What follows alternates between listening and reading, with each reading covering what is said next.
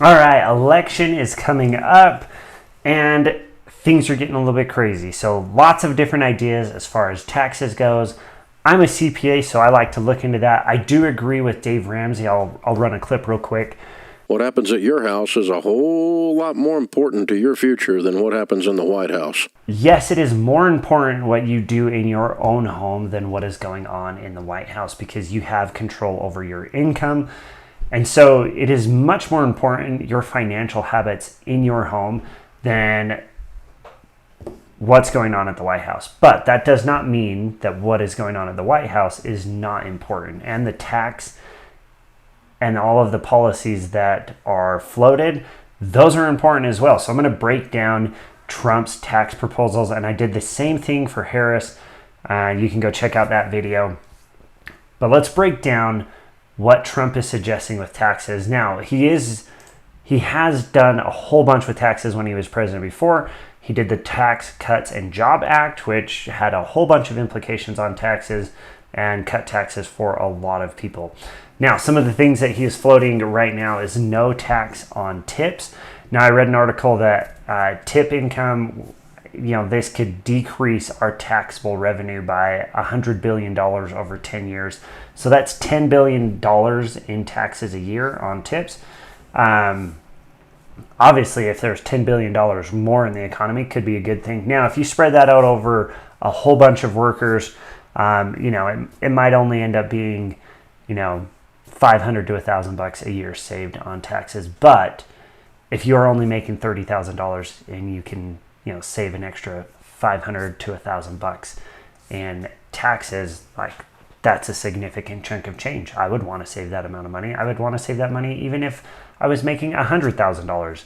Having an extra $1,000 in my pocket is always a good thing. So no tax on tips. Another one is no tax on overtime, which could be huge. I have a good friend of mine and he's like, man, I would love to have no tax on overtime because I work a significant amount of overtime. That would definitely increase his family's bottom line. And I'm a huge proponent of there are two ways to make money in your life. You can either increase your income or decrease your expenses. So if you can eliminate any expenses with tax, I'm all for it because taxation is theft, let's be honest.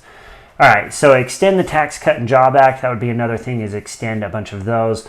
Increase the estate tax exemption. So right now, it's about $13 million and some change. Anything that you are going to pass on to your family if you die. If it's below that, you're not taxed on it. If it's above that, you're going to be subject to estate tax. Now, I'm all for, if you've worked your butt off and you have built up an inheritance for your kids, and if that's what you want to do is leave an inheritance to your family, I don't think the government should come in and be able to tax you on it because they've taxed you your whole dang life. They taxed you on your income. They've taxed you when you bought things. They've taxed you when you own things. I just barely paid property tax, and it's kind of a joke. I have a plot of land that is empty, and I just get to pay the government every year for just simply owning the land, which I think is ridiculous. So you are taxed all throughout your life. I don't think we should be taxing estates as well. That's a joke. Another one that Trump wants to do is lower corporate income tax to 15%. So part of the Tax Cut and Job Act, he lowered corporate income tax down to 20%. He wants to go even lower, down to 15%, which I think is a very good thing because that stimulates the economy, and the fact that corporations, if they have another 5% down into their net income, they're going to take that 5% and go and expand. If they can save money, they're going to use that money to either, one, pay their employees or to pay their owners, or to expand and make the pie bigger, right? Because then they can split that pie and it's going to be beneficial for everybody. It's going to be beneficial for those who are investing in the stock market. I'm all for all of the cuts on these taxes. Now, in comparison to Harris, she also floated the no tax on tips. I don't know what she said on estate tax, but she actually wants to increase corporate income tax to 28% instead of where it's at right now at 20%. So she'd rather actually tax corporations, where Trump's like, hey, let's lower it. And then Harris has some crazy ones on capital gains. So she actually wants to increase capital gains tax rates And the craziest one is to tax unrealized gains. So if you have an unrealized gain on an investment, you bought something for $100, it went up to $200. You haven't even sold it yet. You haven't realized the gain because you haven't gotten any cash from selling that investment. She would want to tax you on that gain, which is crazy. And she does float it that it's only going to be on the wealthy. But let's be honest, any tax that's implemented is a slippery slope for more taxes, because back in the 1800s, we didn't have income tax. Then they introduced income tax. I believe it was during wartime. And now we have an insane amount of income tax. Now, one of the things that I thought was the most interesting was actually what was floated on the Joe Rogan podcast. So I'll run that clip real quick. Did you just float out the idea of getting rid of income taxes and replacing it with tariffs? Well, okay. Were you serious about that? Yeah, sure. But why not? Because this country can become rich with the proper use of tariffs. So yeah, Trump's actually suggesting that we could get rid of income tax and replace it with tariffs. So we can charge other countries tariffs to be able to sell their goods in the United States.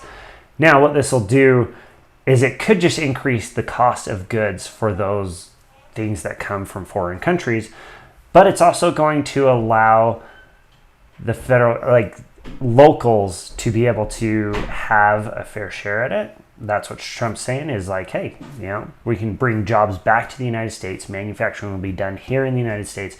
It'll increase jobs.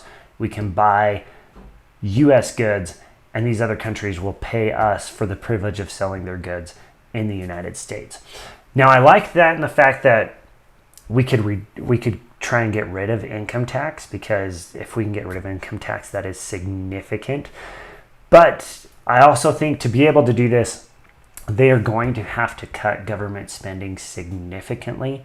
We can't just get rid of income tax and just go with tariffs. I don't know if tariffs would be able to completely replace the revenue that the government has from income tax.